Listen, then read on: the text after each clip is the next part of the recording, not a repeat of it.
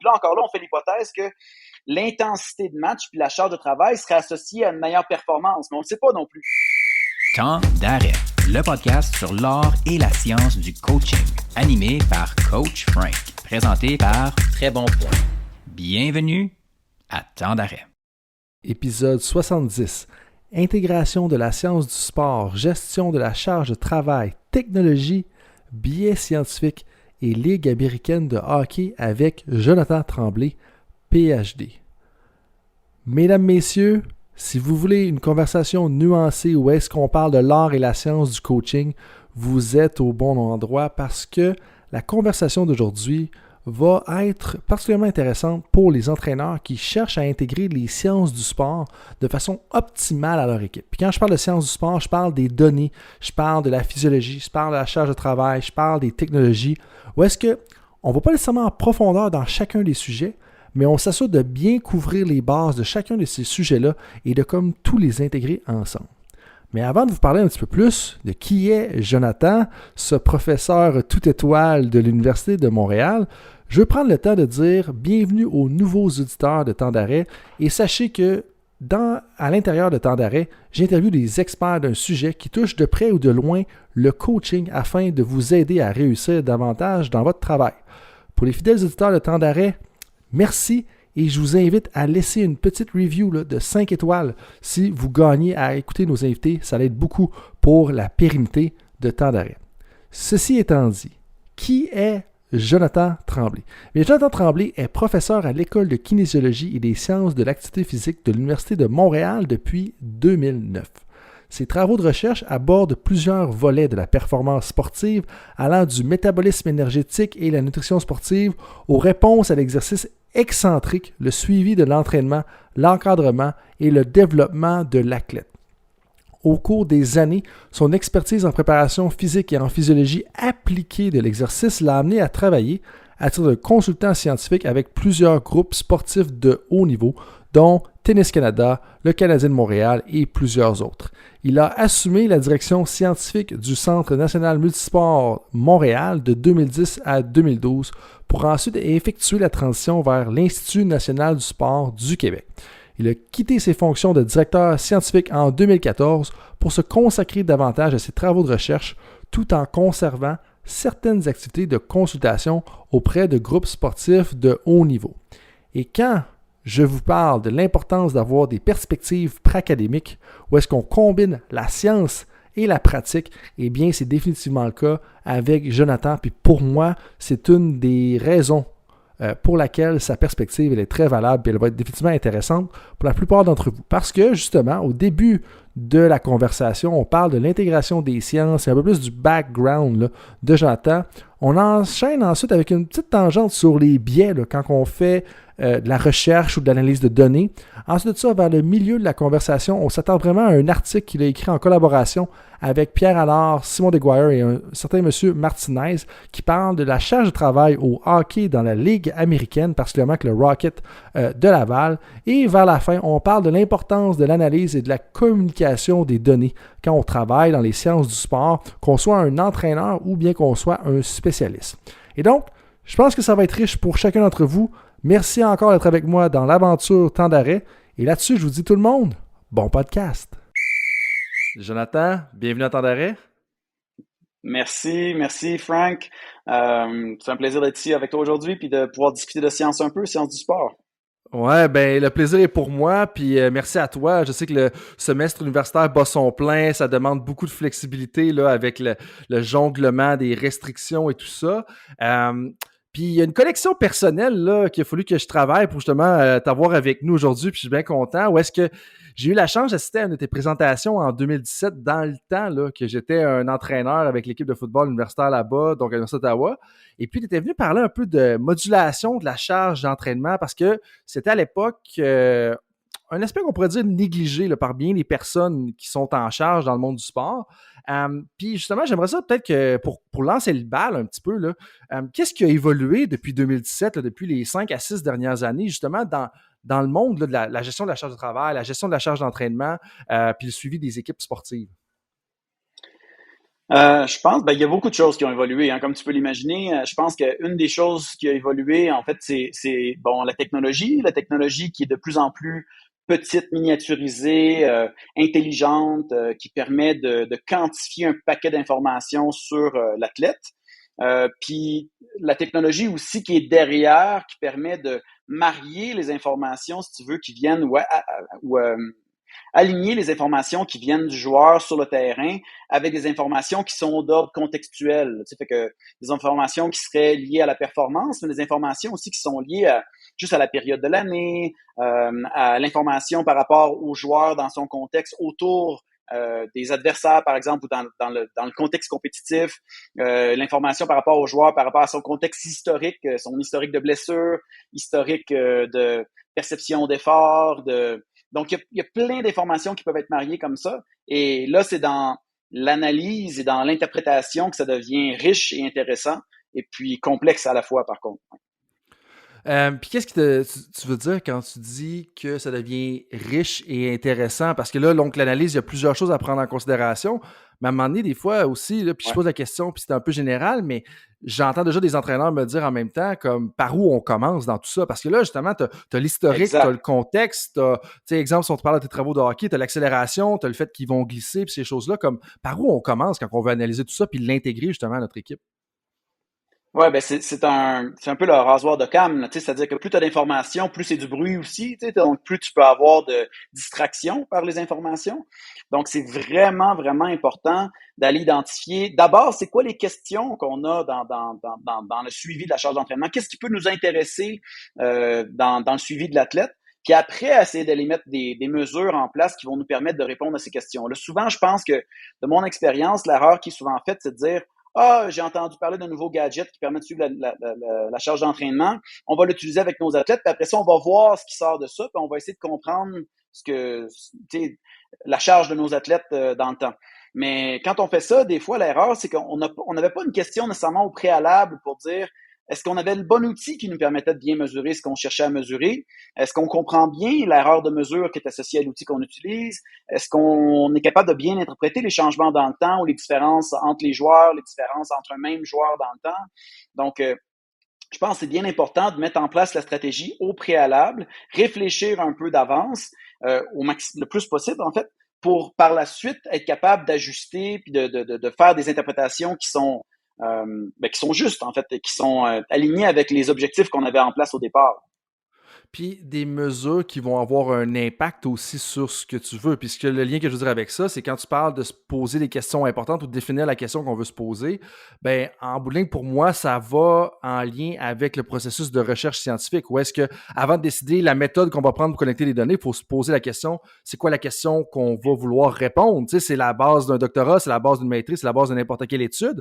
Et donc, ce que tu dis, Exact. c'est que les entraîneurs devraient faire la même chose. Mais là, moi, de te renvoyer la balle un petit peu, c'est quoi les questions importantes que tu penses que les entraîneurs devraient se poser, justement? Parce qu'il y en a 40 000 questions qu'on pourrait se poser, puis ça devient des fois difficile de décider c'est quoi les différentes priorités, les choses qu'on veut cibler, puis peut-être que tu peux prendre certains sports en exemple aussi, mais je pense que des fois, comme on peut s'en poser 1000 questions, que ce soit comme comment est-ce que la charge d'entraînement varie à travers la saison, comment est-ce qu'on peut s'assurer que les athlètes vont, qu'est-ce qu'on veut ou qu'est-ce qu'on peut faire pour que les athlètes piquent justement lors des matchs durant le week-end, si on prend le contexte du hockey universitaire par exemple. Mais selon toi, c'est quoi les questions importantes que les entraîneurs devraient se poser et ensuite de ça, aller chercher des données pour ces questions-là? Mais je pense que pour l'entraîneur, ultimement, ce qu'il cherche, c'est de gagner. Tu sais, on veut gagner, on veut performer. Donc, on va avoir les meilleures performances possibles. Mais pour gagner, il y a des préalables. Donc, ça nous prend des athlètes qui sont en santé, des athlètes qui fonctionnent bien ensemble, des athlètes qui ont des bonnes tactiques de jeu pour les sports tactiques, technico-tactiques. Ça prend des athlètes qui sont forts, qui sont puissants, qui sont explosifs. Donc, tous ces paramètres-là qui sont sous-jacents à la performance, on peut croire, on est capable d'aller y apposer des marqueurs ou des mesures qui nous permettent de les suivre dans le temps, de suivre leur évolution, puis de voir comment nos méthodes d'entraînement peuvent améliorer ces méthodes-là ou ces marqueurs-là. Et donc, c'est pour ça que c'est important de pouvoir suivre non pas seulement la performance sur le terrain. Moi, je pense que c'est la performance sur le terrain, c'est quand même un préalable ou c'est une fondation essentielle à toute mesure de charge d'entraînement. Mais après ça, c'est intéressant d'essayer d'y ajouter des mesures qui nous informent sur nos processus d'entraînement ou sur les méthodes qu'on utilise et leur efficacité dans le temps. Et puis pour ça, on peut des fois se comparer à des standards. Donc, si on a, par exemple, des qualités physiques, on pourrait se comparer à des standards par rapport aux meilleurs de la ligue. Par exemple, sur certaines qualités physiques, on connaît, il y a des résultats qui sont publics sur les résultats des meilleurs athlètes dans différentes ligues sportives. Donc, on peut se comparer à ça, voir comment nos athlètes évoluent dans le temps. Mais juste se comparer à nous-mêmes aussi, se comparer par rapport à une situation pré-saison, puis s'assurer que pendant la saison, par exemple, où on a un calendrier de match qui est intense, que nos athlètes se détériorent pas trop, et qu'on n'ait pas trop de pertes au niveau de la forme physique. Puis des fois aussi, c'est d'avoir des mesures aussi sur les enjeux tactiques, des enjeux techniques ou de motricité ou de comment les athlètes bougent, se déplacent. Donc ça, c'est des affaires, c'est des trucs qui sont beaucoup plus difficiles à mesurer parce que ça comprend des fois des aspects qui sont subjectifs. De plus en plus, on arrive avec les nouvelles technologies à objectiver peut-être certaines de ces approches-là, mais c'est encore un grand défi. Et puis, c'est souvent pas très accessible. Ça prend des gens qui vont être dédiés à ça avec l'équipe et c'est accessible seulement aux équipes professionnelles des fois. Là, donc. Ah, définitivement. Puis, donc là, j'ai donné plein de choses, mais... Non, mais c'est correct. J'ai plein de liens à faire. Puis ça, c'est mon rôle. Puis j'aime ça. Puis je savais qu'en t'ayant avec nous, c'est justement ça qui se passerait. Puis qu'on aurait plein d'informations puis plein de pistes à prendre. C'est à moi un peu de faire le choix. Là, si on est en haut de la montagne comme en ski alpin, là, à choisir quelle piste on va descendre. Puis tu sais, le lien que j'allais faire avec ça, c'est on n'a pas tous le budget du Barcelona FC, là, qui a comme 3 équipes de soutien intégrées pour supplémenter un peu l'équipe d'entraîneurs principale là, qui s'occupe de l'équipe. Là. Donc, on n'est pas tous là. Puis là, il y a plusieurs liens que je veux faire. Mais là, tu as terminé justement avec quelque chose que j'avais pas anticipé. Mais donc, on essaie d'objectiver plusieurs choses, puis des fois des mesures subjectives. Puis qu'est-ce que tu penses justement du rôle des mesures subjectives? Parce qu'il y en a certains qui vont dire, ben, OK, si on n'a pas de données, ben, on peut pas le contrôler, on peut pas l'améliorer. Mais en même temps, il y a des choses subjectives, des choses comme le contexte qui influence la performance. Comment est-ce qu'on marie un peu tout ça? Parce que oui, la science du sport prend de plus en plus de place. Puis moi qui ai fait des recherches qualitatives là, dans mon doctorat puis dans ma maîtrise, mais en même temps, il y a une valeur au côté subjectif. Donc, je serais curieux d'avoir ton opinion là-dessus. Puis parce que c'est pas noir ou gris, là, le sport de haute performance. Puis en fait, je te dirais même tous les contextes de haute performance, qu'on parle de la médecine, qu'on parle d'être policier, c'est jamais noir ou blanc là, les réponses qu'on va fournir. Là.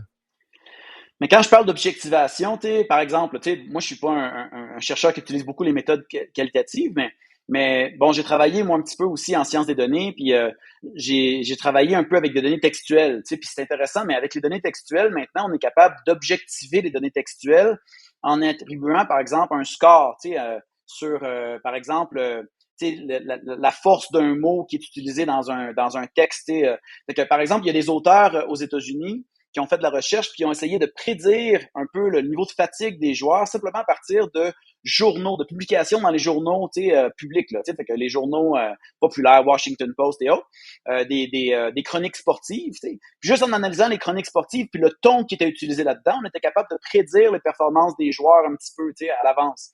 Fait que, tu vois, il y a une façon d'objectiver le qualitatif quand même, en tout cas, là, je parle d'un gars qui fait du quantitatif, là, fait que c'est peut-être toujours ma recherche d'essayer de mettre un chiffre sur quelque chose, mais donc là, ça devient intéressant. Par contre, c'est sûr qu'il y a beaucoup de variabilité à ça, je pense qu'il y a du bruit associé à ça, fait que ça devient complexe, mais si on est capable de comprendre le bruit et d'analyser la force du signal sur le bruit qu'on a derrière, ben éventuellement, on est capable d'extraire quelque chose qui nous amène de l'information intéressante.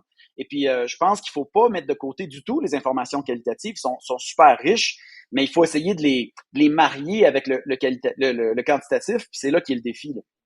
Mm-hmm. Puis là, ça fait plusieurs fois que tu y touches déjà dans les 10 premières minutes, là.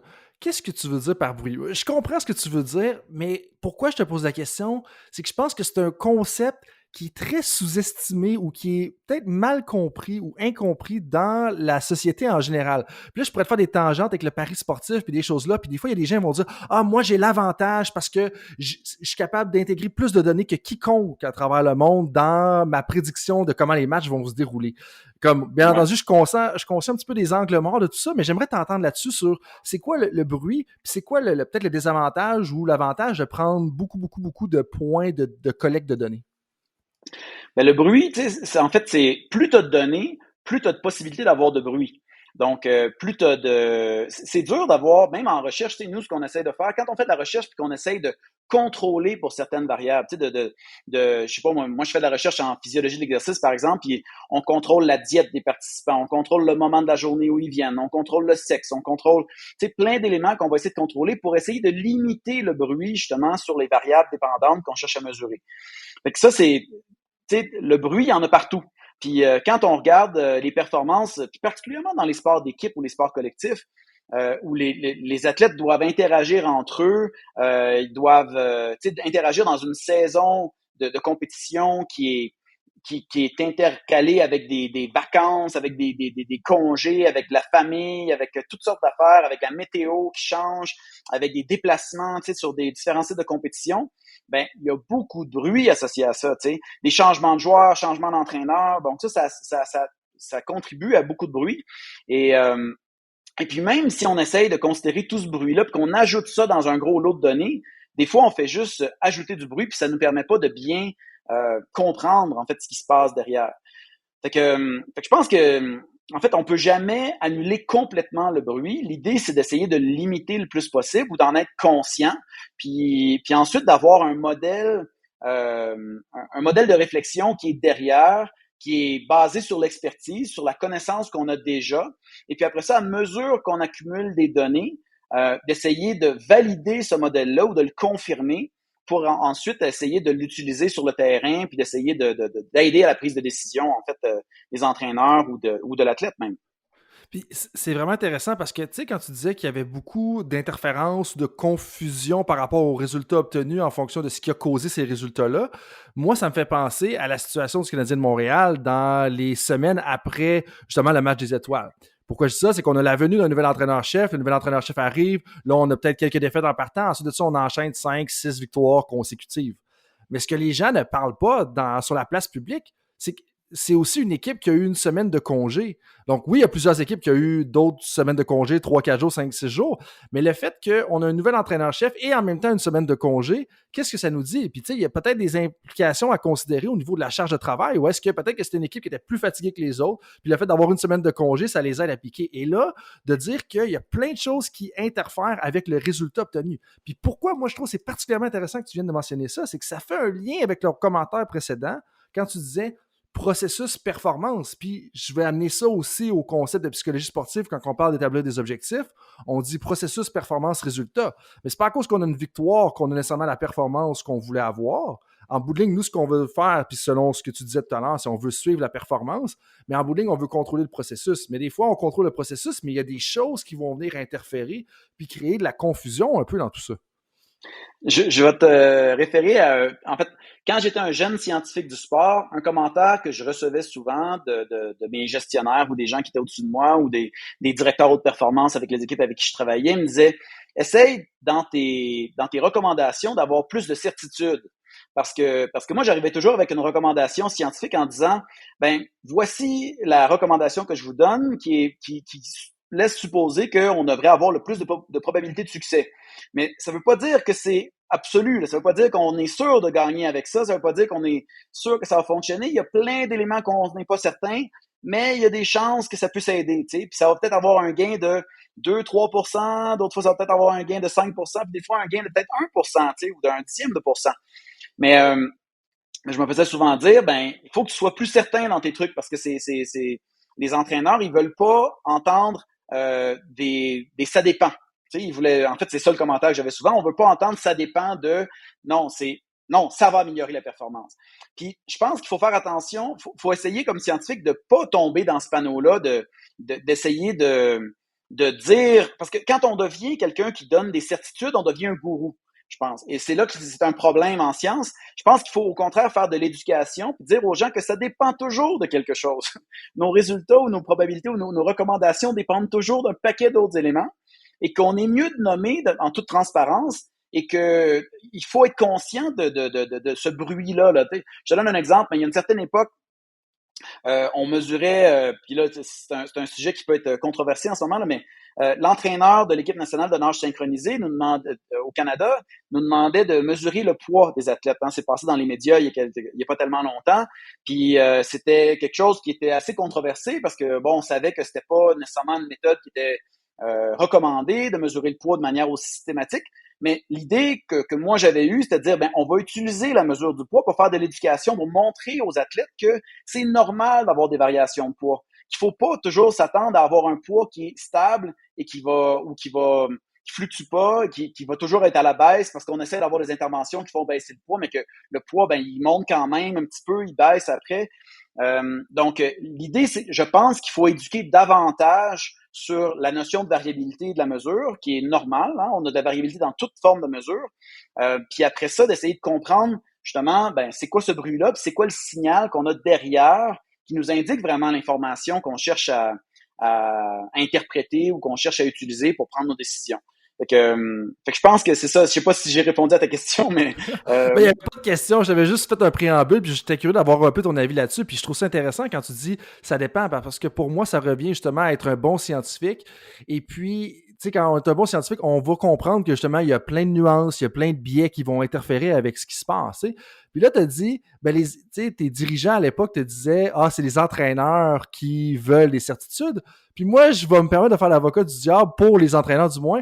Est-ce que c'est les entraîneurs qui veulent des certitudes ou est-ce que c'est les dirigeants qui veulent des certitudes pour justement être capable de mieux savoir si l'entraîneur fait bien son travail? Parce que j'argumenterais que, du moins, c'est peut-être, je suis biaisé là, de par l'échantillon d'entraîneurs que je côtoie sur une base régulière. Là. Je dirais qu'il y en a plusieurs qui comprennent que ça dépend de plusieurs facteurs, qui comprennent qu'il y a des journées, t'as beau avoir les astres alignés, ça fonctionne pas pour différentes raisons.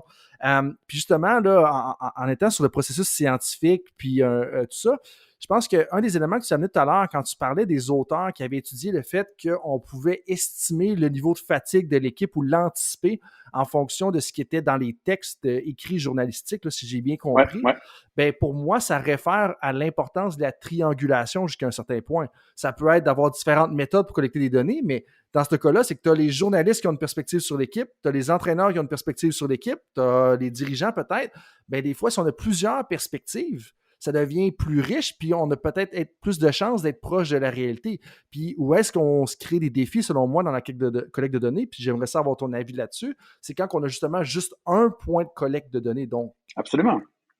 Mais quand on a juste une perspective dans n'importe quoi, en général, c'est problématique. Faut essayer de se donner plusieurs perspectives, entendre les perspectives de tous pour pouvoir essayer de de prendre une décision qui est éclairée. Je pense que c'est la même chose avec un problème complexe comme la performance sportive. Il faut avoir des perspectives qui sont diverses, qui sont c'est ça, qui sont multiples, qui sont de différents angles et puis qui nous permettent d'avoir une vision plus globale de la situation. Et d'éviter d'avoir la présence de biais ou d'être au moins aussi une chose que je pense qu'on devrait faire davantage à nos étudiants en sciences du sport, à nos étudiants en général, là, puis quand je parle à nos étudiants, c'est peut-être même plus tôt dans la vie de l'étudiant. Tu sais, moi, je pense que j'aurais aimé avoir une exposition à ces concepts-là, mais toute la notion des biais cognitifs auxquels on est tous victime continuellement, même si on en est conscient, on en est victime quand même. Donc, ça pourrait être intéressant quand même, juste de, tu sais, on l'a vu dans les dernières années avec la COVID aussi, là, tu sais, la quantité de biais que les gens peuvent avoir sur les informations qu'ils lisent en ligne.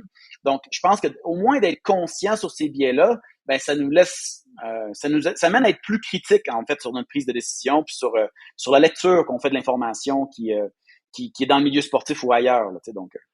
C'est vraiment intéressant que tu soulèves ça parce que jeudi dernier, là, je parlais avec un de mes clients justement de l'importance d'être conscient du recency bias, donc du biais de, je sais pas trop comment le traduire là, pour être bien honnête avec toi. Les informations plus récentes qui ont une information, qui sont comme qui prennent priorité si on veut sur les informations historiques qui sont plus âgées. Là, c'est ça. Tout à fait. Donc le biais de la récence, c'est la traduction que je vais faire pour aujourd'hui du moins, c'est que dans le fond ton dernier point de collecte de données va toujours influencer plus ce qui s'est passé que ce qui s'est l'évaluation que tu as faite là-bas. Puis ça devient particulièrement important quand tu fais de l'évaluation du talent. Est-ce qu'il y en a un autre biais cognitif que tu penses qu'il est important que les gens soient conscients ou que tu as en tête en ce moment?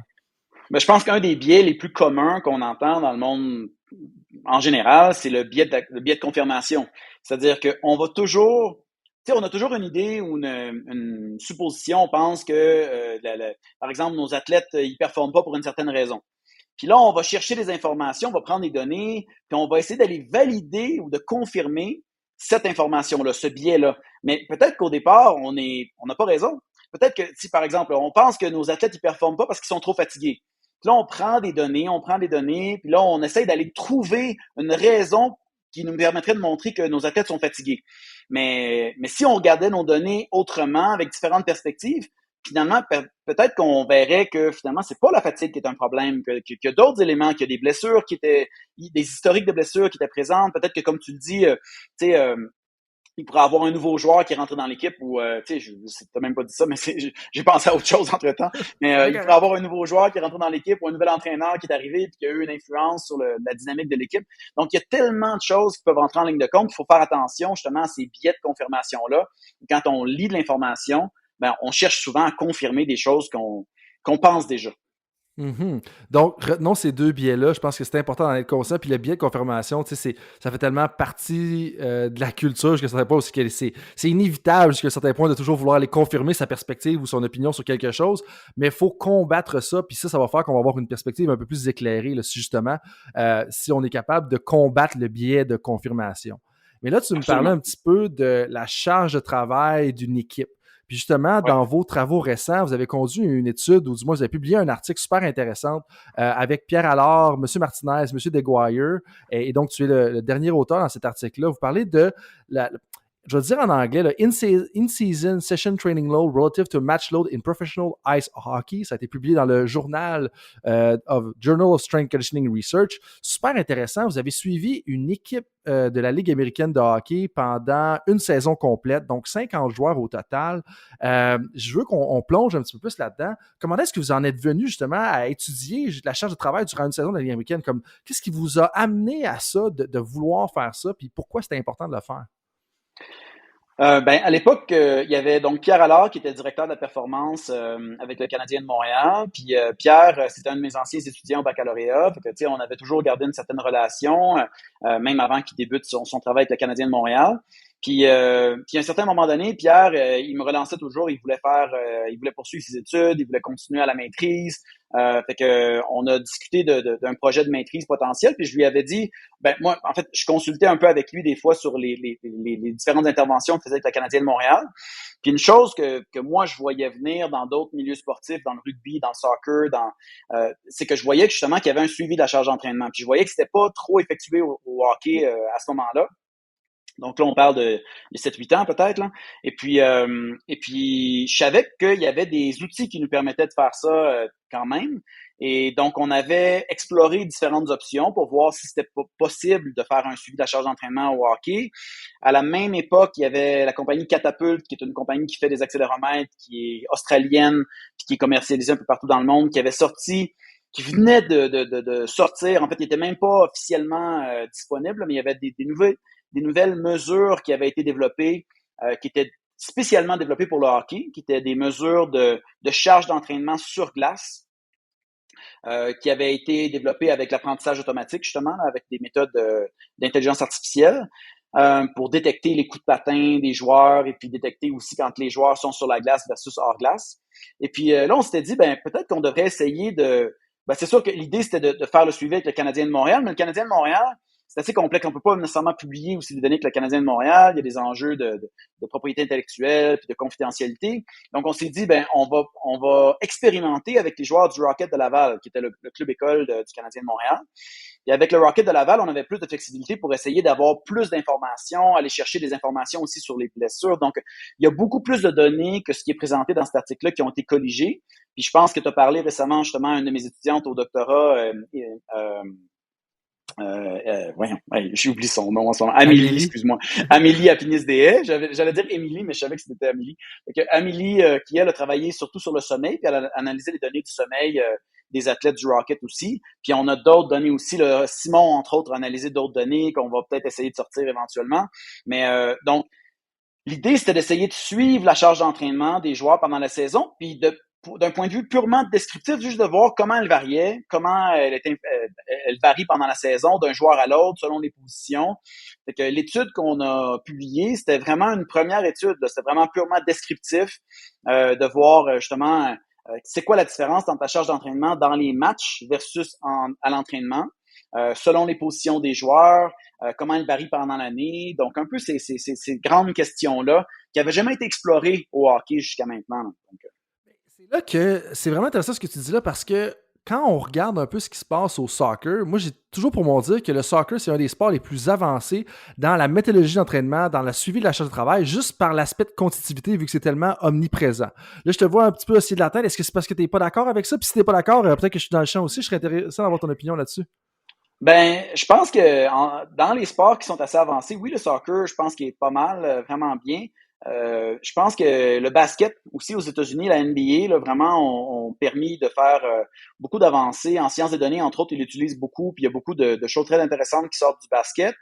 Euh, je pense que bon, il y a le rugby, le football australien. En Australie, il y a des très très bons chercheurs là, qui travaillent autour des athlètes. Donc, je pense que le soccer en est un, mais il y a beaucoup. Le soccer aussi, c'est un sport où il y a beaucoup de bruit, tu sais, fait que il y a beaucoup de sports de différents pays, fait que c'est pour ça que des fois il y a beaucoup de bonnes informations, mais il y a beaucoup de bruit aussi parce qu'il y a tellement de gens qui le pratiquent. Fait que je pense que ben c'est ça, il y a du bien puis il y a du moins bien un peu partout, hein. Fait que Ouais, non, définitivement. Puis si on revient au hockey, puis on va refaire d'autres parallèles avec les différents sports dans quelques instants, mais j'aimerais ça que tu me parles un petit peu justement de la collecte de données, puis c'est quoi un peu les variations quand on parle de description du hockey, donc c'est ce que vous avez tenté de faire justement dans ouais. cet article-là. C'est quoi un peu les grandes lignes de ce qui est ressorti? Là? Ben, donc nous, ce qu'on a fait, c'est qu'on a placé des accéléromètres, là, des petites centrales inertielles qui étaient dans le dos des joueurs. C'est une petite brassière que les athlètes devaient porter en dessous de leur maillot, de leur chandail de jeu. Puis ensuite, pendant les entraînements et pendant les matchs, on mesurait donc les accélérations sur toute la durée du match et pendant les entraînements aussi. Et donc ça, c'était sur tous les joueurs. Puis il y avait des joueurs des fois qui sont plus inactifs, il y a des joueurs qui sont plus actifs. Puis ensuite, on a regardé vraiment seulement le temps sur glace. Mais sur la durée totale de l'entraînement ou la durée totale du match. Et on a fait ça pour tous les joueurs, mais même tous les joueurs qui ont fait partie de l'équipe. C'est pour ça qu'on dit qu'on a 50 joueurs. C'est que il y a tellement d'échanges dans le hockey que il y a à peu près 25 joueurs dans l'équipe en général, mais il y a eu 50 joueurs qui ont été étudiés parce qu'il y a des joueurs qui venaient passer 2 semaines, qui s'en allaient, qui revenaient, qui allaient évoluer vers le Canadien de Montréal, qui changeaient d'équipe. Et donc, on a 50 joueurs qu'on a analysés. Puis ça ajoute à la variabilité de la mesure quand on a plusieurs joueurs. Mais après ça, on a aussi essayé de modifier ou de mettre une variable, une covariable qui était la position des joueurs. Puis la position des joueurs, ben ça change aussi. Il y a des joueurs qui peuvent des fois changer de position pendant la saison. Fait que on a essayé de mettre la position pendant l'entraînement ou pendant le match qui était joué. Et puis là, ben c'est ça. On a essayé de regarder la charge d'entraînement. Puis ces accéléromètres-là, ce qu'ils font, c'est qu'ils mesurent. Donc, les accélérations, c'est la somme vectorielle des accélérations dans les 3 directions. Donc, X, Y, Z, là, donc verticale, horizontale, puis latérale.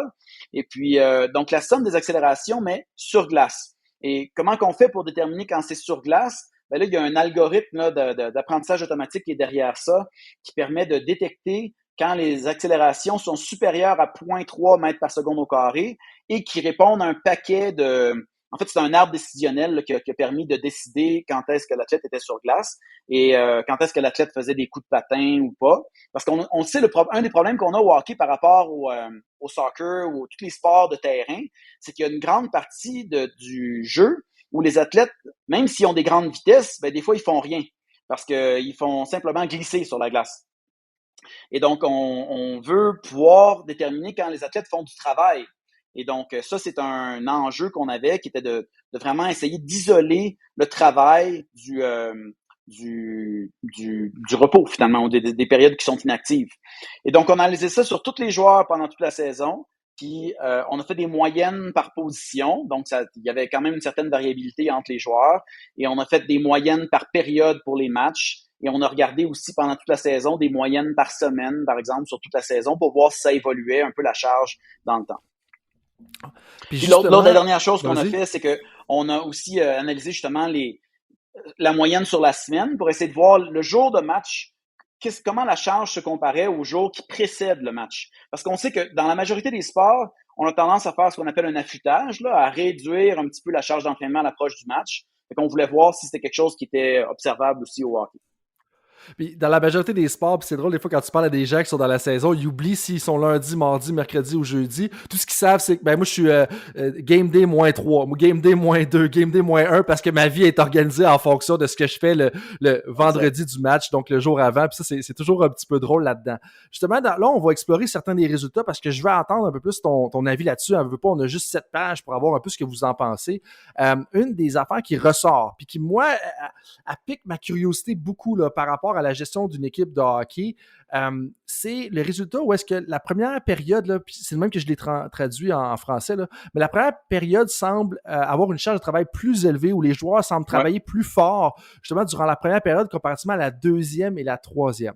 J'aimerais t'entendre sur pourquoi, puis qu'est-ce qu'on fait avec ça? Puis moi, j'ai déjà mes idées parce que en fin de semaine, j'ai justement parlé avec un thérapeute athlétique là, qui est comme en charge de l'équipe de s'intégrer d'une équipe junior majeure. Puis on parlait un petit peu de la charge de travail. Puis je venais tout juste là, de lire l'article, donc c'était frais à ma mémoire. Donc, je veux qu'on explore qu'est-ce qu'on fait avec ça, mais pourquoi ça se produit? Donc, que la charge est plus élevée en première période versus la deuxième et la troisième. Puis qu'est-ce qu'on fait avec ça quand on gère une équipe au quotidien? Là? Ben, une chose que je dois dire d'abord, c'est que justement pour, tu sais, comme tout bon scientifique, on doit signer la présence de biais potentiels. C'est que nous, on avait une seule équipe qu'on étudiait, donc c'était le Rocket de Laval. Donc, ce qui peut être présent dans un biais qui peut être présent dans nos données, c'est que ça peut être des stratégies tactiques qui étaient liées à l'entraîneur, à ce qu'il voulait mettre en place comme stratégie de jeu dans la première période versus aux périodes subséquentes.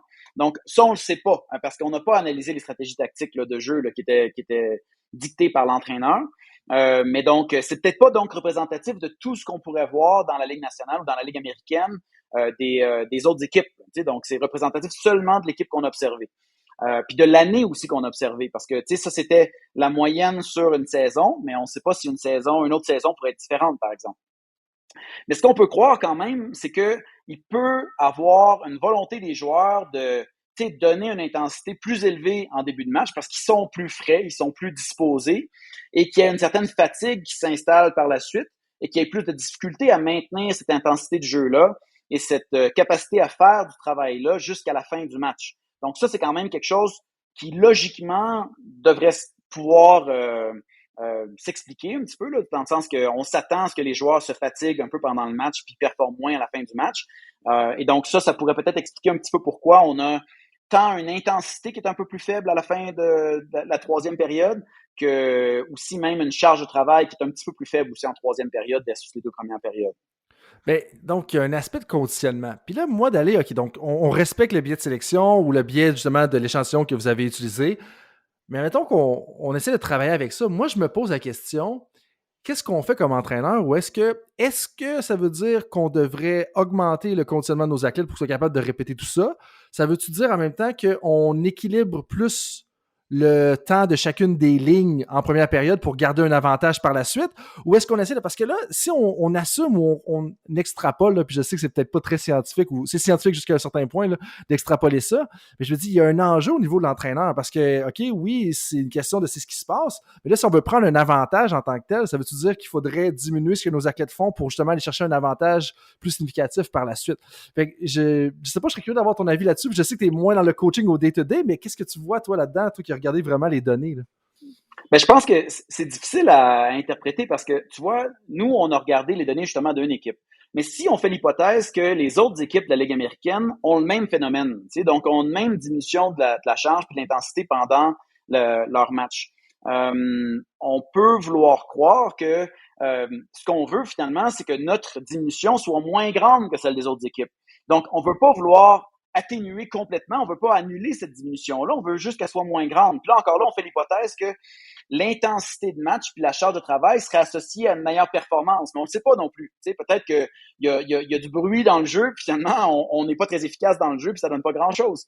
Fait que, mais on peut croire que l'intensité de jeu devrait se traduire par une meilleure performance ou plus de points finalement qui seraient fournis par l'équipe qui fait le travail.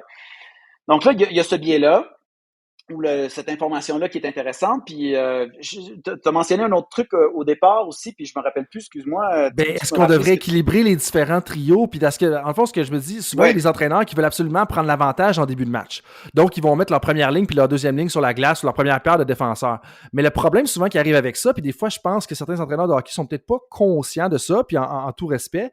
Mais l'affaire, c'est que tu aurais peut-être avantage à équilibrer l'utilisation de tes trios dans la première période, de façon à ce que tes meilleurs trios, donc ta première ligne, ta deuxième ligne, peuvent prendre l'avantage puis travailler plus fort dans la deuxième ou troisième période, où est-ce que justement l'autre équipe va peut-être avoir surutilisé justement leurs lignes qui sont un peu plus dominantes. ouais, mais je pense que tu vois, ça fait un lien avec une discussion qu'on avait depuis des années avec la Canadienne de Montréal, puis j'espère qu'ils vont évoluer dans ce sens-là. C'est que là, nous, ce qu'on a fait, là, moi, je suis un physiologiste de formation, hein, puis on a fait une analyse. C'est pas nécessairement de la physiologie parce qu'on avait des données qui étaient de charge d'entraînement qui sont difficiles à mettre en lien avec la physiologie directement, mais c'était quand même une analyse de charge de travail. Mais je pense qu'il faut faire un lien avec les données qu'on va dire d'analytique du jeu, là, qui sont vraiment des données d'analyse tactique du jeu, puis des stratégies tactiques, puis des probabilités de gagner ou de faire un point. Puis quand on met toutes ces informations-là ensemble, c'est là qu'on est capable d'établir des modèles prédictifs ou des modèles qui nous informent sur les meilleures stratégies qui pourraient être utilisées. Parce qu'on pourrait se demander, est-ce que c'est mieux justement d'entraîner plus mes joueurs à tolérer de la fatigue, puis être plus en forme en fin de match, ou est-ce que c'est mieux de juste modifier mes trios, avoir des trios qui sont mes meilleurs trios qui sont plus efficaces en fin de match dans la troisième période pour scorer des points à ce moment-là, quand l'autre équipe peut-être est vulnérable puis est plus fatiguée. Fait que ça, c'est des choses qu'on sait pas. Fait que ça serait intéressant à analyser, mais pour ça, ça prend plusieurs sources d'informations qui sont combinées ensemble, puis des analyses qui sont, c'est ça, qui sont assez complexes à faire aussi. Là, fait Tout que, à fait. Puis on revient justement à la triangulation où est-ce qu'on parlait tout à l'heure, où est-ce qu'on va avoir plein de prises de données. Puis justement, une autre chose que j'ai pensé qui pouvait influencer tout ça, quand tu nous mentionnais que c'était une équipe de hockey durant une saison, donc un groupe de joueurs, un style d'entraîneur aussi en même temps, ben tu sais, si cet entraîneur-là, c'était le genre à justement tout le temps faire des gros speeches motivationnels en première période, les gars tombent sur la glace en première période, sautent sur la glace, puis là, ils veulent tout casser, mais qu'après ça, entre les périodes, il est très analytique ou dit pas trop de commentaires, peut-être que les débuts de période sont moins puissants. Donc, il y a même le style de communication de l'entraîneur qui peut avoir une influence potentielle sur ça, en plus de l'aspect tactique que tu me disais, l'aspect fraîcheur, l'aspect de la ligue en tant que telle. Puis ça, moi, ça revient, ce que tu as mentionné, c'est l'importance d'être un généraliste ou de prendre une analyse générale. Tu sais, si on revient aux travaux de David Epstein dans le livre Range, qui parle comment est-ce que, OK, donc on a l'analyse de la charge de travail, on a l'analyse physiologique, on a l'analyse psychologique, on a les analytics, mais quand on met tout ça ensemble, faire une analyse macro, ça va être beaucoup plus intéressant puis beaucoup plus riche pour comment est-ce qu'on doit se diriger vers l'avant pour avoir du succès. Je pense que, tu sais, un conseil que je peux donner aussi s'il y a des jeunes scientifiques du sport qui s'intéressent à évoluer dans le milieu, là, c'est que souvent quand on arrive comme scientifique du sport, tu sais, nous, on a nos outils qu'on sait, qu'on connaît, tu sais, qu'on sait comment les utiliser, qu'on connaît ces mesures-là. Puis on va toujours arriver avec ce biais-là de dire à l'entraîneur, OK, ben voici la charge d'entraînement, comment elle évolue dans le temps. Mais l'entraîneur, lui, il a plein d'autres informations là, tactiques de la situation de ses joueurs, de peut-être des stratégies de jeu qu'il connaît avec son expérience personnelle, des informations sur l'équipe adversaire. Donc, c'est vraiment important de mettre notre information qu'on amène en perspective avec tout le reste, puis d'être conscient que finalement, le sport, c'est extrêmement complexe, la performance à un haut niveau, et que justement, notre information, elle a un infime impact peut-être sur la performance de l'équipe. Et cet infime impact-là est quand même significatif des fois, mais il faut quand même considérer que c'est vraiment pas la panacée. Il faut vraiment pas penser que quelconque information, nouvel outil qu'on va utiliser va changer complètement nos façons de faire puis notre façon de travailler avec une équipe. C'est pour ça que c'est hyper important d'être vraiment à l'écoute de... En fait, je pense qu'un élément, moi, de mon expérience, là, puis là, je fais un parallèle général avec la science du sport puis mon travail avec les équipes en général, mais c'est que même comme scientifique, la plus grande habilité qu'on peut avoir pour travailler avec une équipe de haute performance. Puis la plus grande qualité qui est importante avec le haut niveau, c'est les qualités humaines. C'est comment on est capable d'échanger, communiquer efficacement, d'avoir des bonnes habiletés de résolution de conflits. Donc ça, c'est les habiletés qui ont le plus d'impact pour le succès à la haute performance. C'est pas les meilleures habiletés scientifiques nécessairement qui sont les plus importantes ou les meilleures habiletés de coaching nécessairement. C'est un ensemble souvent, quand on arrive dans le haut niveau, on a plusieurs intervenants qui viennent de différents milieux, puis c'est comment on est capable de travailler ensemble, en équipe aussi, pour améliorer les performances de l'équipe. Excuse, je fais c'est un petit parallèle, mais c'est super. Mais excuse-toi pas. En fait, tu renforces le message de l'épisode 69 avec Jenny Cournoyer, qui était thérapeute athlétique à un très bon niveau, là, puis qui a dit exactement le même commentaire. J'ai demandé comment est-ce que tu peux être une excellente thérapeute athlétique, puis elle disait, c'est les qualités humaines, c'est comment est-ce que tu peux connaître le sport, parler avec l'entraîneur, puis ces choses-là. Puis tu sais que des fois, quand tu as des gens dans deux domaines différents, mais quand même connexes, là, qui répètent le même message, nous, on a la recherche qualitative, on appelle ça de la saturation. Mais quand tu es dans la saturation, c'est peut-être que justement tu as quelque chose d'intéressant là-dedans puis que tu devrais prendre en considération. Mais là, si on revient quand même à la charge de travail, parce que c'est pour ça que tu es là en grande partie. Dans l'article, justement, il y a une petite anecdote que je trouve quand même intéressant. Vous mentionnez qu'il y a 76 parties et 63 pratiques durant une saison de la AHL, si j'ai bien extrapolé justement les chiffres de l'article. Est-ce qu'il n'y a pas un problème un peu avec ça, d'avoir 76 parties puis 63 pratiques? Mais tu sais, la saison de hockey, c'est 3-4 matchs par semaine. C'est quand même hyper dense. Fait que tu peux pas ajouter des pratiques beaucoup à ça. Tu sais, le gros de l'entraînement du joueur professionnel, c'est ses matchs. Fait que c'est pour ça que pendant la saison, même, on peut pas penser vouloir développer beaucoup des qualités chez un athlète. Des fois, on va profiter du moment où l'athlète est blessé pour essayer de faire un retour en forme. Fait que après ça, il y a des questions. Tu sais, le sport, on peut toujours se demander, est-ce que le sport, on vise toujours la performance optimale ou on vise faire du divertissement? Tu sais, je pense que la Ligue nationale, le but premier, c'est le divertissement, c'est d'amener des revenus à la Ligue puis aux équipes. C'est pas la performance optimale. Sinon, on aurait moins de matchs par semaine. Puis comme peut-être le football, on aurait un match par semaine, puis on aurait des performances qui seraient encore plus importantes peut-être dans ces matchs-là. Mais bon, tu sais, ça, c'est une grande question philosophique ou une grande question plus large. Okay. Ah ben, je ne sais même pas s'il y a un débat philosophique à avoir, parce que c'est clairement, le sport professionnel, c'est l'industrie du divertissement. Puis ça, exact. Je pense que le plus tôt tu l'acceptes, le mieux c'est. Puis comme tu as 3-4 matchs par semaine, ben ça fait un lien avec, exemple, la performance physique dans le Cirque du Soleil, qu'on entend souvent parler, ou du moins dans mon milieu, où est-ce que ben, les gymnastes ou les artistes doivent performer 4 à 5 soirs par semaine, puis des fois 2 fois par jour. Ben, c'est un peu exact. Ça. Ben, c'est dans la même industrie, tu sais, le Cirque du Soleil puis le hockey, c'est l'industrie du divertissement. C'est juste que l'athlétisme, les athlètes font grandement partie du divertissement. Mais si on revient encore une fois à la charge de travail, plutôt tu mentionnais comment est-ce que dans le basketball, dans le football australien, dans d'autres sports, ils font bien les choses. Puis dans l'article, justement, vous mentionnez, puis là, c'est quasiment textuellement, mais en français, vous mentionnez que le football australien, le rugby et le soccer ne tiennent pas d'entraînement lors des jours de match et que ça semble être unique au hockey. Bon, j'ai un peu le même constat, du moins dans ma pratique professionnelle. Qu'est-ce que tu penses des entraînements matinales au hockey? Puis j'ai peut-être une petite anecdote à rejoindre, à ajouter à tout ça. Ouais, ben c'est ça, ce qu'ils appelle le morning skate. Là. Je pense que de ce que j'en comprends, moi, étant pas un joueur de hockey personnellement, mais d'en avoir parlé avec d'autres joueurs de hockey, c'est que c'est quelque chose qui est une tradition, qui est historique, là, toujours de faire un morning skate le jour du match. Mais on peut se poser la question, particulièrement dans des semaines où il y a 3-4 matchs par semaine, où il y a beaucoup de déplacements. Tu sais, les joueurs, des fois, là, ils finissent un match à 10-11 heures le soir, ils se déplacent vers une autre ville, ils arrivent à 1 heure du matin, ils doivent dormir, puis après ça, on leur demande de se lever à 9 heures le matin pour faire un entraînement. Ça fait pas toujours de sens, tu sais, ça fait pas toujours beaucoup de sens. Fait que c'est une question qu'on voulait soulever. On voulait pas nécessairement critiquer, tu sais, parce que on ne sait pas si on enlevait les morning skates, on ne sait pas si ça vraiment s'améliorerait les performances ou pas. Mais on soulève la question, tu sais, en voulant dire, ben les autres sports le font pas, ils semblent performer quand même assez bien ou pas avoir de variations super importantes. Est-ce que on pourrait essayer d'enlever le morning skate? Peut-être, je sais pas. Ben, c'est vraiment intéressant que tu dises ça. Puis dans l'article, vous mentionnez justement que les entraînements du matin représentent 12 matchs de plus par saison parce que chaque entraînement matinal, c'est 34% d'un match. Donc ça, pour moi, c'est fascinant. Puis l'anecdote que j'avais pour toi va un peu en lien avec ton incertitude là, que tu semblais exprimer. Puis moi, c'est une anecdote, là, clairement, là, puis tu vas comprendre ce que je veux dire là-dessus. Je ne sais pas si tu te rappelles, justement, je crois que c'est en fait, je le sais, là, j'ai vérifié par la suite là, que c'était en 2016-2017.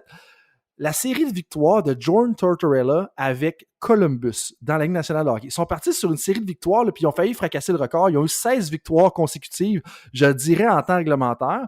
Mais éventuellement, ils ont été éliminés en première ronde. Mais ce que les gens ne se rappellent pas, c'est qu'au début de la période des 16 victoires consécutives, je pense une semaine ou deux avant, John Tortorella avait pris la décision de juste éliminer les Morning Skate. Puis là, ça avait comme parti une espèce de discussion à travers les entraîneurs. Puis là, il y avait Mike Babcock qui est interféré. Puis là, moi, je ne vais pas enlever les Morning Skate parce que je vais laisser faire le Sport Science. Je vais respecter le Saskatchewan Science ou quelque chose comme ça. Et puis, il y avait une citation dans les journaux là, très colorée à ce sujet. Puis, on ne retournera pas dans l'univers de Mike Babcock pour l'instant. Mais le point étant de dire qu'on élimine les Morning Skate. Ensuite de ça, on va chercher 16 victoires consécutives. Est-ce qu'il n'y avait pas justement un effet d'affûtage ou est-ce qu'on enlève à chaque fois qu'il y avait un match, donc potentiellement 3 à 4 fois par semaine, 34% d'un match. Donc, on vient qu'à jouer un match de moins et demi par semaine, qui là nous amène à avoir un pic de performance en plein milieu de saison. Mais là, si on continue à éliminer justement l'entraînement matinal pendant plusieurs semaines, ben là, on a aussi un effet à long terme de désentraînement qui nous amène à avoir une séquence de 16 victoires consécutives, mais à être éliminé en première ronde avec 4 victoires à 1 contre les Penguins de Pittsburgh. Puis ça, moi, je trouve ça intéressant parce que peut-être qu'on devrait utiliser plus l'abolition des entraînements matinals comme une stratégie d'affûtage en plein milieu de saison. Je ne sais pas si tu as peut-être à renchérir là-dessus. Ça fait du sens un peu l'anecdote que j'ai relevée? Puis je sais que c'est un N est égal à 1. Là. Oui, mais je pense que ça fait bien du sens. Je pense que le morning skate, moi, en tout cas, d'avoir travaillé avec d'autres sports, là, je parlais tantôt de nage synchronisé, je travaille avec le patinage courte piste longtemps aussi, le plongeon. Il y a des sports où les entraîneurs nous nommaient toujours que quand les athlètes revenaient d'une journée de congé, là, le dimanche, généralement, les athlètes ont congé, des fois la fin de semaine au complet, ils arrivent le lundi à l'entraînement, puis souvent, là, la première heure de l'entraînement, même l'entraînement au complet, les athlètes, ils retrouvent un peu ils se recalibrent un peu là, avec leur patron moteur. Puis il y a souvent plus d'erreurs, il y a souvent, la précision dans les gestes est moins grande. On dirait que les décisions sont moins bonnes. Puis là, graduellement, ils reviennent à une performance qui est plus optimale. Mais ça, donc on parle seulement avec une journée de repos, qu'on voyait ça des fois. Fait que je pense qu'il y a peut-être un intérêt à ramener vraiment un état, tu sais, en anglais, des fois, on dit un readiness, tu sais, un readiness to play, tu sais, fait que un état de performance tant cognitive que physique avant un match, tu sais, puis ça, je pense que le morning skate ou le match day skate, tu sais, je pense qu'il contribue peut-être à ça, faut avouer, mais comme tu dis, c'est que ça contribue aussi à ajouter de la charge, fait que il faudrait s'assurer. Je pense que maintenant, avec on a des nouveaux outils technologiques, des nouvelles méthodes qui peuvent être utilisées, entre autres, en visualisation, avec la réalité virtuelle, avec plein de choses qui peuvent peut-être amener des nouvelles stratégies qui permettraient d'amener cet état de readiness ou de préparation, d'état de préparation de l'athlète sans avoir une contribution à la charge physique ou à la fatigue physique que l'athlète pourrait ressentir. Ou de faire cette contribution à la charge physique ou cette préparation-là, de le faire, mais plus près du match. Fait qu'au lieu de le faire le matin, peut-être, de le faire dans l'après-midi, juste avant le match, puis de faire quelque chose de très léger, on veut vraiment juste remettre en place là, les stratégies, les aspects tactiques, les coordinations, les synchronisations, pour s'assurer que le joueur soit à son niveau optimal pour la compétition.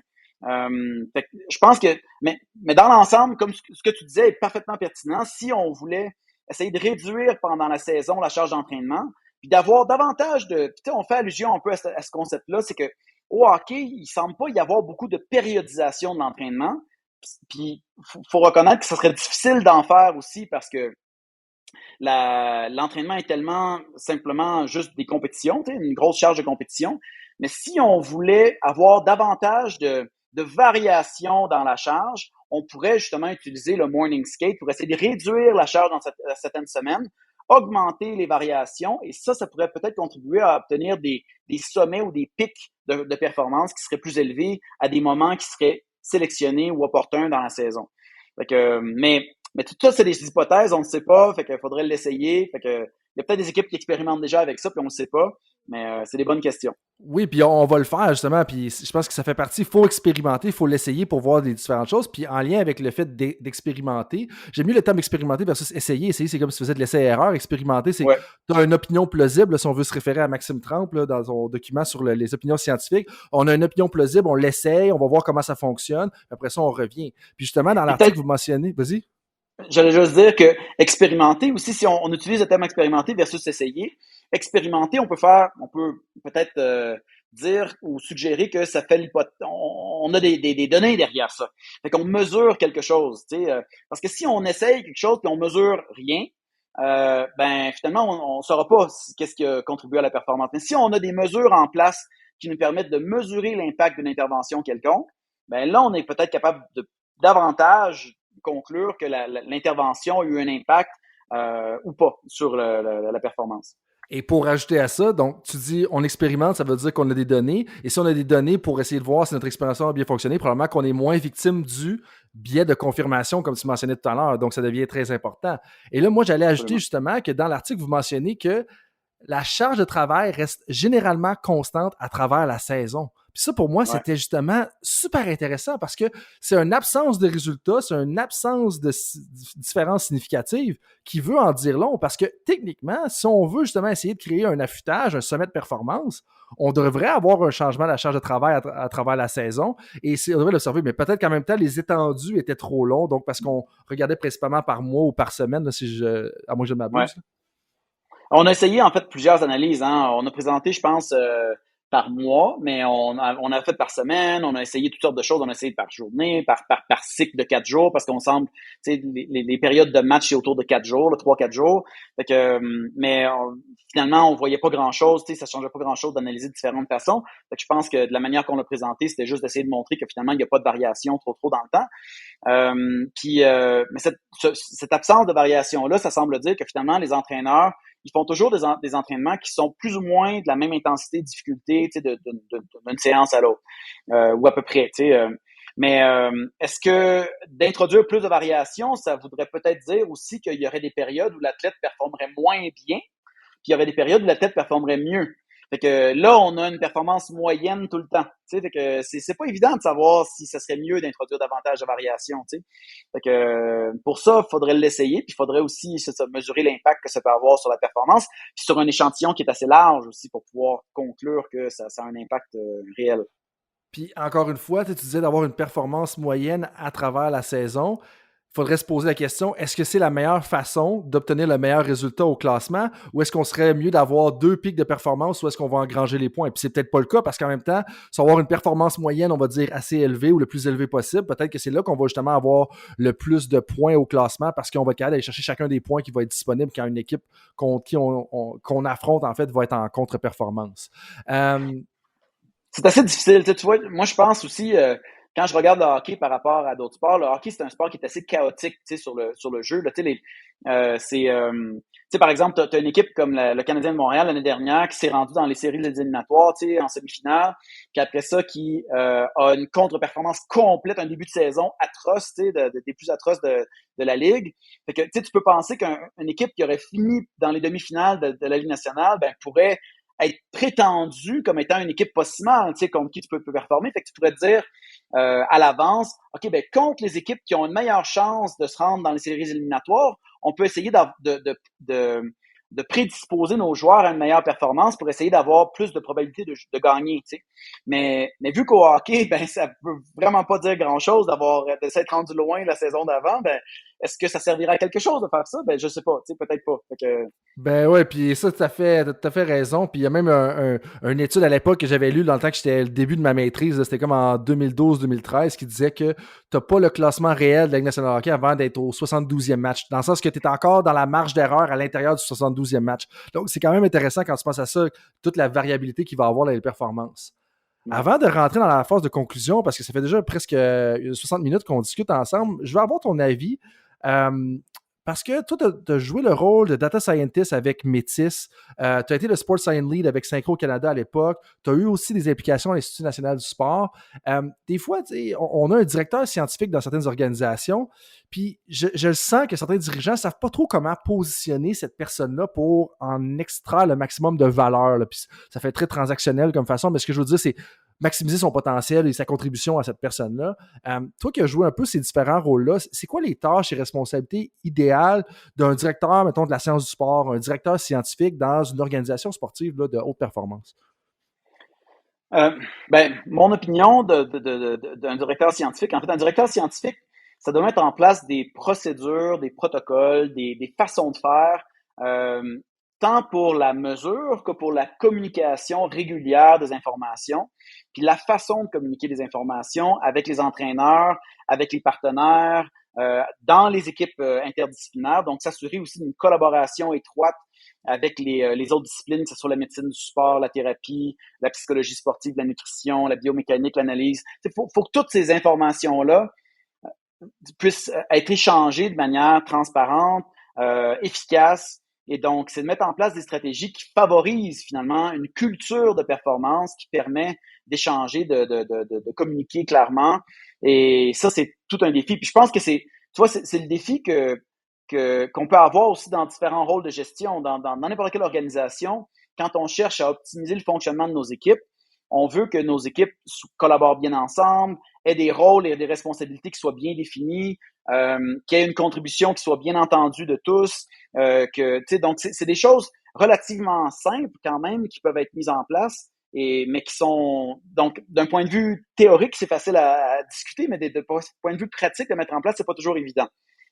Et souvent, je pense que ça relève beaucoup de la culture de l'organisation. Donc, je pense que comme directeur scientifique aussi, c'est d'amener peut-être dans une organisation une culture de réflexion critique, de pensée critique qui est difficile des fois à mettre en place parce que ça va à l'encontre des fois de certains enjeux d'affaires et de revenus là, qu'on peut vouloir générer ou qu'on peut vouloir aller chercher. Donc, ça, c'est toujours des défis avec lesquels on doit jongler là, comme directeur scientifique. Puis des fois, c'est le court terme versus le long terme aussi. C'est qu'on est préoccupé par les gains à court terme, mais en bout de ligne, des fois, d'avoir un peu plus un processus de réflexion critique ou un processus scientifique, je veux dire, solide, ben ça serait avantageux Exact. à long terme. Mais est-ce qu'on est capable de survivre le court terme pour se rendre au long terme? Il y a certains entraîneurs qui vont dire que des fois, je suis pas dans cette situation-là. Mais là, super intéressant, encore une fois, Jonathan. Je m'en viens justement à la section des questions éclairs où est-ce qu'on en apprend un peu plus sur ta personnalité, des intérêts un peu plus en dehors directement de ton champ d'expertise. Je pense qu'on a bien couvert ça. Puis je te remercie encore une fois d'être venu ici nous parler un peu de justement la gestion du champ de travail, la physiologie de l'exercice, parce que et même, je dirais, de juste sciences du sport en général, parce que je pense que les nuances que tu as apportées vont être très éclairantes pour certains entraîneurs, même spécialistes dans le domaine, parce que c'est pas toujours évident de savoir par où commencer ou juste le concept de bruit que tu as amené au départ, quand on parlait de triangulation par la suite, toutes ces choses-là, ça devient quand même important. Mais là, si on se concentre un peu sur toi, qui est la personne derrière ce nom et cette recherche, là, donc Jonathan Tremblay, quel livre est-ce que tu as lu dernièrement ou justement dans les dernières années, peu importe, et que tu recommanderais le plus aux gens en ce moment? Ben, c'est sûr que, encore là, j'ai peut-être un biais parce que je suis un physiologiste de l'exercice, mais un livre que j'ai trouvé intéressant, qui vulgarise bien plusieurs des enjeux autour de la performance, particulièrement la performance en endurance.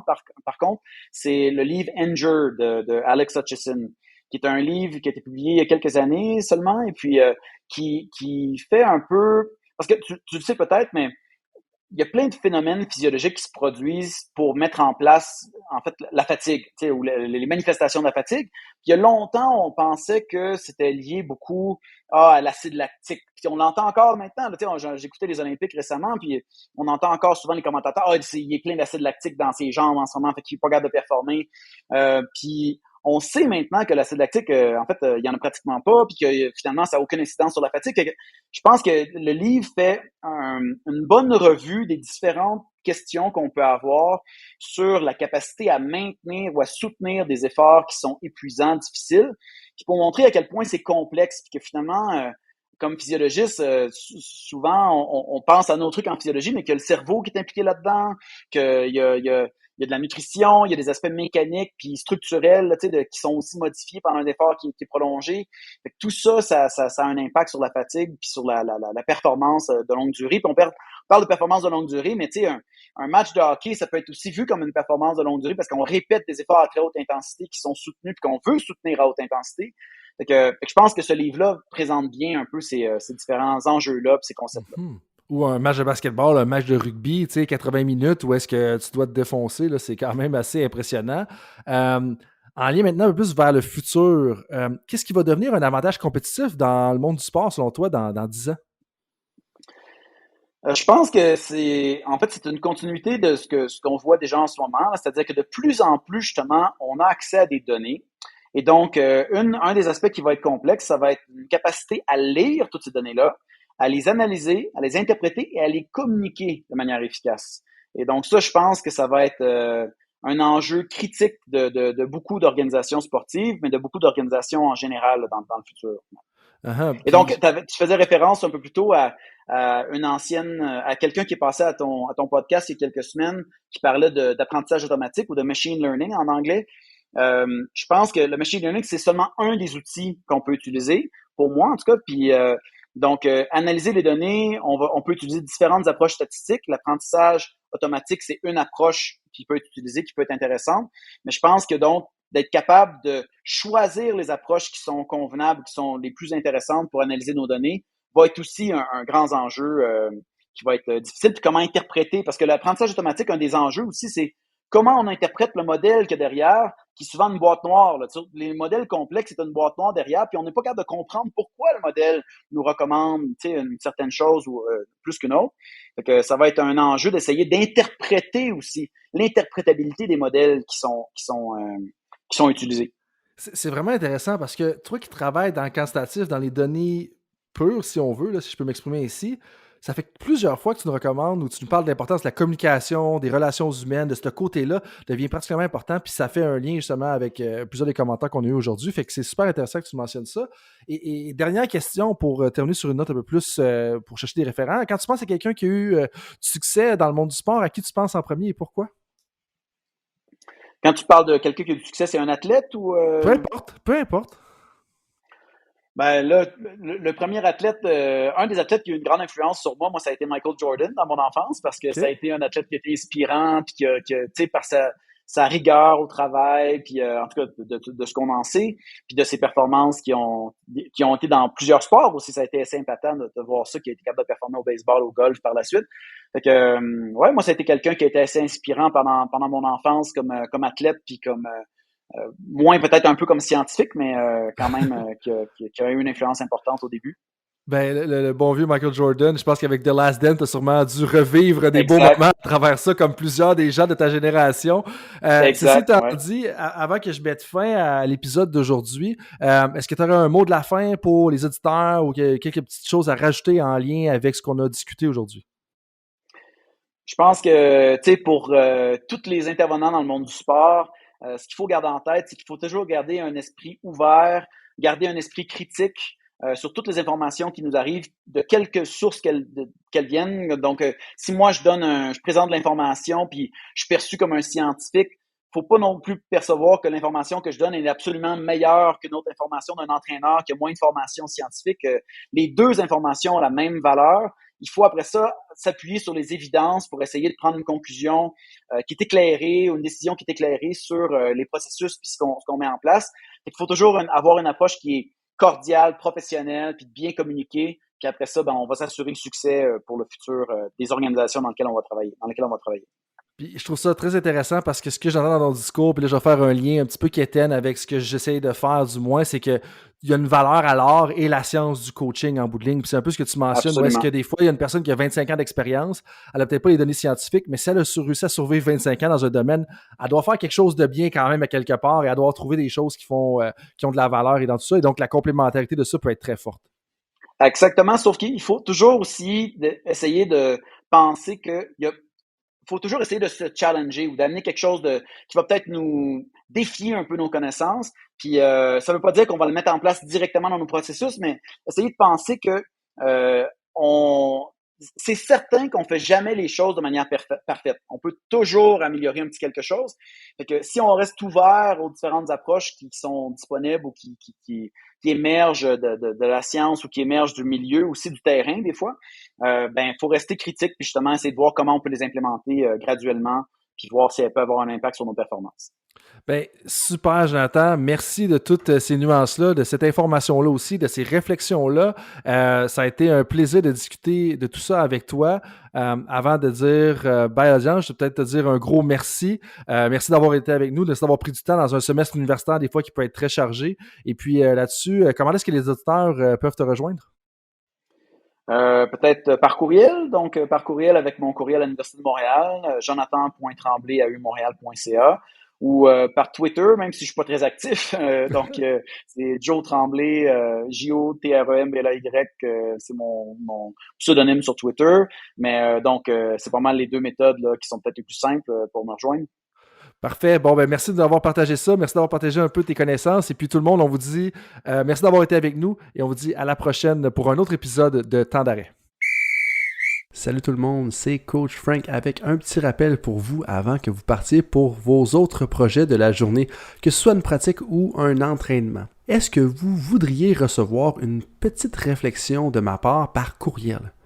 Est-ce que vous aimeriez ça vous faire challenger dans votre travail? Si oui, bien, la réflexion du coach est pour vous. C'est quoi ça? Eh bien, c'est un petit courriel textuel qui partage les idées, concepts et débats qui animent mon esprit dans les dernières semaines. C'est très court, 250 à 500 mots. Et donc, si vous voulez recevoir ce genre de courriel qui va susciter de la réflexion, eh bien, visitez le drcoachfrank.com dans la section Contact et inscrivez-vous. Sinon, eh bien, je vous dis à la prochaine et merci d'être avec moi dans l'aventure Temps d'arrêt.